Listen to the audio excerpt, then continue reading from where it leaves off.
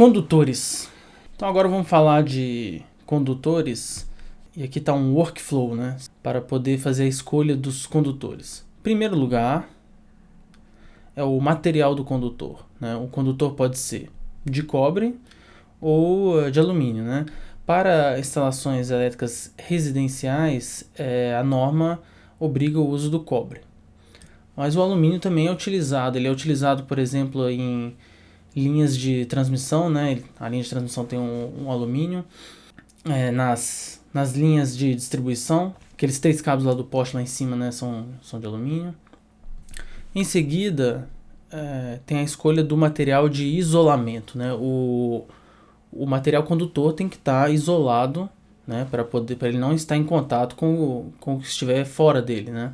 Então, isolamento, né, tem a escolha agora do material de isolamento.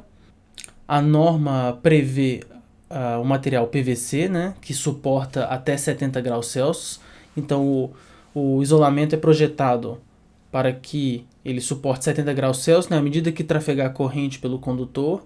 Essa corrente vai produzir perdas, né, chama perdas jáulicas, né, ou efeito Joule. Essas perdas térmicas vão aquecer o condutor, então a temperatura dele vai subir.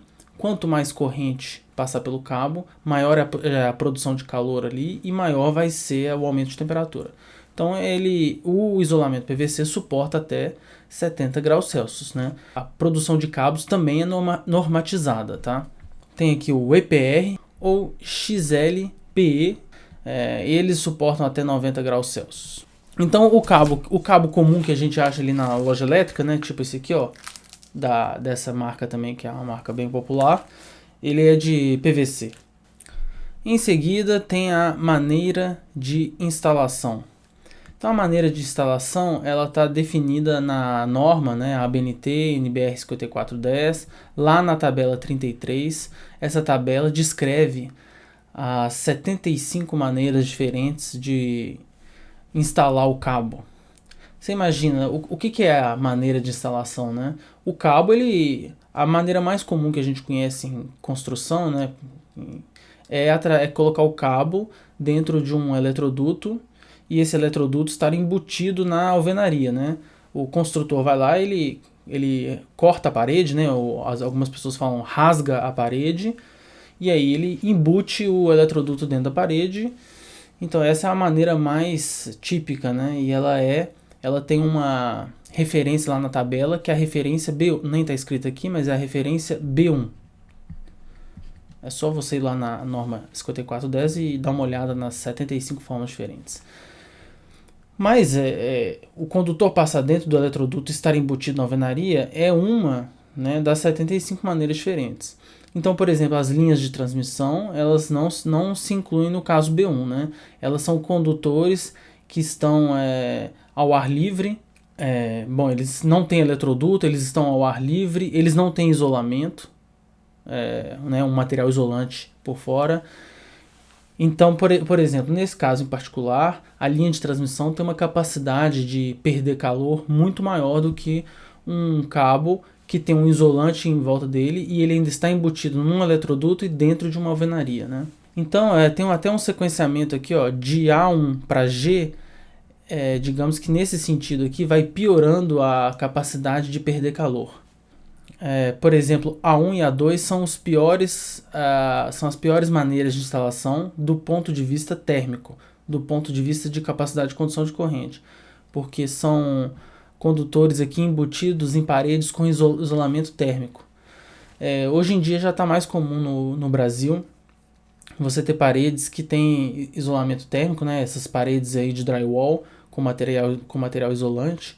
Então essas paredes elas têm um isolamento térmico muito superior à alvenaria, então isso vai reter o calor ali localmente próximo do cabo, vai fazer com que você possa impor, né, menos corrente naquele cabo. Aquele cabo suporta menos corrente até chegar na sua temperatura máxima de 70 ou de 90 graus, depende do material do isolante. O caso da linha de transmissão, ele se encaixa na maneira G, né? São condutores nus, a gente chama, né? Ele não está vestido com isolamento, né? Então é um condutor nu sob isolante. Então ele está ali exposto ao ar, ele perde calor por irradiação ele perde calor por condução, porque ele está em contato com o ar, ele vai estar mais quente que o ar, ele transmite calor por condução e ele perde calor por convecção, porque como ele vai estar aquecido, ele vai aquecer o ar na sua vizinhança, o ar vai circular pelo condutor e vai também tirar calor por convecção.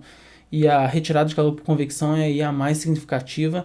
Então, além do que ele está exposto ao vento, né? Então a linha de transmissão está exposta ao vento, essa é a maneira que mais resfria a linha. Obviamente o condutor embutido em alvenaria não está exposto a perda de calor por convecção, né? Talvez uma convecção ali local, né? Mas é muito pouco. Em seguida aqui, o número 4 é o cálculo da corrente. Como que é possível calcular a corrente que vai circular no condutor?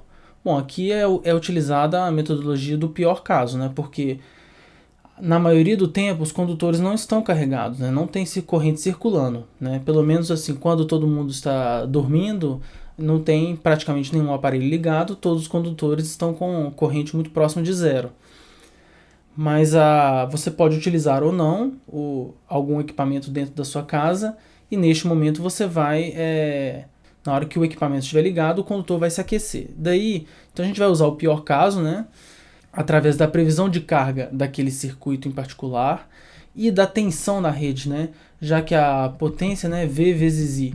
Então, uma vez determinado a tensão da rede, no caso aqui de Santa Catarina, 220 volts, né, RMS, aqui é o equipamento que está sendo ligado ali nesse circuito, né? É a previsão de carga do circuito, enfim, aí a corrente está determinada. Então nesse momento aqui, pensa o seguinte, ó, o material já está escolhido, né? O material, por exemplo, de cobre, se for uma instalação residencial. Vamos supor que escolheu o PVC, então suporta até 70 graus Celsius. A maneira é a maneira B1, que é eletroduto embutido em alvenaria. Aí foi calculada a corrente, e aí tem uma tabela. Neste momento a gente vai para o passo 5 para fazer a escolha da bitola do condutor. Então, por exemplo, esse condutor que eu mostrei para vocês, ele é um condutor de 1,5 milímetros quadrados. A gente lá na loja fala condutor de 1,5, né, mas é 1,5 milímetros quadrados. Então tem 1,5, 2,5, 4, 6, 10, são valores aí típicos. Você vai ter que fazer a escolha dessa bitola, né, a partir das informações aqui que estão aqui em cima. Em primeiro lugar, para a escolha da bitola, tem a seção mínima prevista na norma. Então, a tabela 47 lá da norma tem a seção mínima. Por que tem essa seção mínima, né? Se você fez o cálculo correto aqui até o passo 4, você pode escolher a corrente que foi determinada até o passo 4. Mas a seção mínima, ela estabelece, mesmo que você tenha achado uma corrente muito pequena, existe outros fatores que influenciam, que é, por exemplo, propriedades mecânicas, né? O fio de 1,5, você imagina o seguinte, você vai puxar ele pelo eletroduto, né, usando uma sonda, então assim, ele vai sofrer uma demanda mecânica também. Então essa é uma das razões que estabelece a seção mínima prevista. Por mais que a corrente seja 0,1 ampere, por exemplo, uma corrente extremamente baixa, né, ou talvez até 1 ampere que já é baixo, o condutor ele tem que ter a seção mínima. Em seguida vem finalmente a capacidade de condução de corrente, né?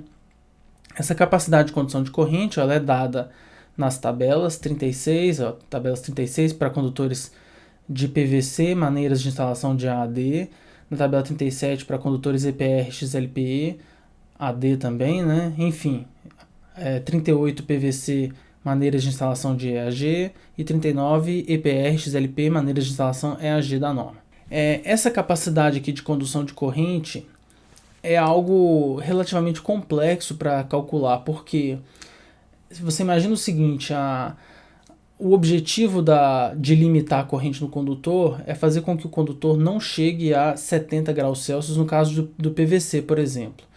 Então, envolve um cálculo térmico também. Então, não tem como a gente fazer isso de forma analítica. Realmente é um valor experimental que já está normatizado. Então, se você seguir a capacidade de condução de corrente que já está na tabela, você vai estar atendendo o critério aí de 70 graus no isolamento.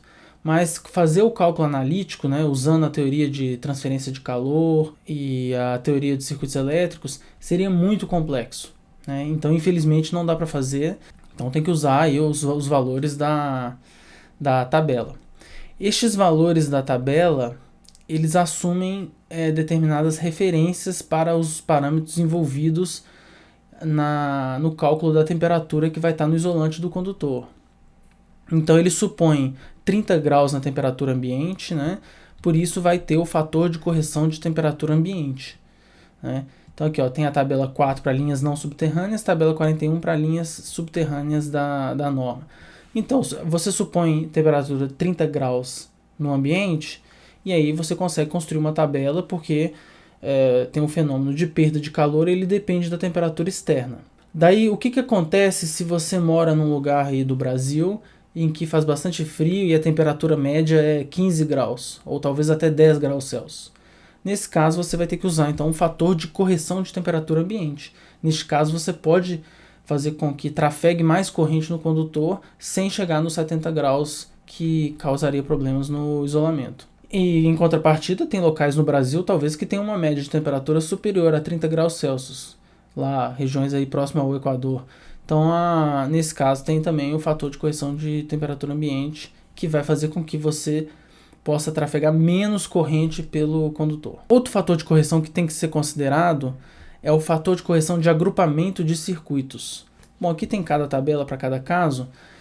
O que é o agrupamento de circuitos? Então imagina o seguinte, você tem um condutor dentro de um eletroduto, por exemplo, embutido em alvenaria, com uma temperatura ambiente de 30 graus Celsius, e esse condutor, à medida que trafega a corrente nominal dele, vamos supor, trafega 10 amperes nesse condutor, vai ocorrer uma geração de calor, né, que é resistência do condutor vezes a corrente ao quadrado. Então você pode calcular aí quantos watts vai gerar de perda. Esses watts vão fazer com que a temperatura do condutor se eleve, e aí esse condutor, em contato ali com o ar da região ali do eletroduto, né, o eletroduto não está totalmente preenchido, né? Tem apenas um condutor dentro dele, tem um pouquinho de ar ali em volta do condutor, e aí em contato com esse ar que está na temperatura ambiente, vai ter uma troca de calor ali. Daí esse ar também vai se aquecer, aquela região vizinha do condutor vai se aquecer, e eles vão entrar em regime de equilíbrio ali, né? Vai ter uma temperatura final ali em regime permanente. Só que o que acontece? Se você colocar outro condutor também com 10 amperes, você tem uma segunda fonte de geração de calor. Então, aquela região vizinha aos condutores vai ter o dobro de potência sendo dissipada. O que vai acontecer? A temperatura ali média daquela região vizinha aos condutores vai se elevar também. Então, isso significa que você não pode trafegar a mesma corrente que trafegava quando tinha apenas um condutor. Então, quando tem dois condutores, tem que ter menos corrente neles para poder ter a geração de calor equivalente ao limite permitido. Então, o que é o fator de agrupamento de circuitos? Quanto mais circuitos estiverem compartilhando o eletroduto, menos corrente pode trafegar pelos condutores. Como que a gente faz para poder compensar esse efeito? Escolher bitolas maiores dos condutores. Aí vai ter menos geração de calor, porque o condutor tem menos resistência, e aí vai todo mundo poder coexistir dentro do eletroduto. E tem finalmente aqui o critério 5, critério de queda de tensão admissível. Então esse aqui é um resultado direto da lei de Ohm, né? A lei de Ohm é V é igual a R vezes I. Bom, vou explicar agora o critério da queda de tensão admissível. Então, na saída do quadro de distribuição, vamos supor, estamos falando do circuito número 1. O circuito tem a sua fase e o neutro. Entre a fase e o neutro, então, vamos supor que tem exatos 220 volts. O que acontece? Ao longo do cabo, como resultado direto da lei de Ohm, o cabo tem uma resistência maior do que zero, né? Vamos supor da ordem de alguns miliohms. No momento em que circula corrente pelo cabo, vai acontecer uma queda de tensão ao longo do cabo, tá? Bom, existe o critério de queda de tensão admissível, né? A gente não pode permitir que toda a tensão seja perdida no cabo até chegar no equipamento, porque os equipamentos eletroeletrônicos são projetados para operar, por exemplo, aqui em Santa Catarina a 220 volts, mais ou menos uma tolerância, né? Eles talvez vão permitir aí 217 ou 223, né? Para mais e para menos. Mas eles, se a tensão for muito menor do que 220 volts, vai afetar a operação do equipamento e o fornecedor não vai garantir mais desempenho e nem se vai estragar ou não o equipamento. Então tem esse critério, né, os equipamentos têm essa limitação, eles foram projetados para operar em 220 volts, mais ou menos uma pequena tolerância, e por isso as instalações elétricas elas têm que garantir também um mínimo de queda de tensão, né, do ponto de entrega até o ponto de utilização, né? Ou seja, vamos considerar, por exemplo, da saída do quadro até a tomada. Não é possível ter uma queda de tensão zero, porque o condutor tem resistência, né? O condutor não é um supercondutor que teria resistência igual a zero. Ele tem uma resistência finita, talvez aí da ordem de miliohms, depende da bitola, depende do comprimento do cabo, mas enfim, sempre vai ter um pouquinho de queda de tensão e esse pouquinho de queda tem que ser quantificado e ele tem que estar de acordo com a norma NBR 5410.